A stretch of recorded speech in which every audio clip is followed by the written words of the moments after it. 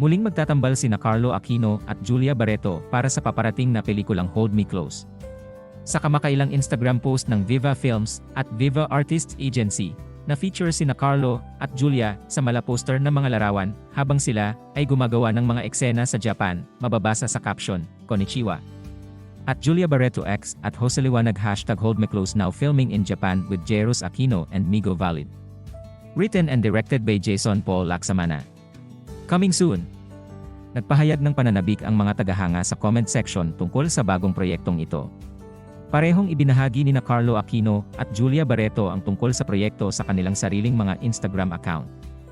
Hindi ito ang unang pagkakataon na nag-collaborate sila. Dati silang nagkatrabaho noong 2022 para sa Expensive Candy, isa pang pelikula ni Laksamana. Bago ang Expensive Candy, gumanap si Julia Barreto sa 2019 movie ni Direk Laksamana na Between Maybes, kasama si Gerald Anderson.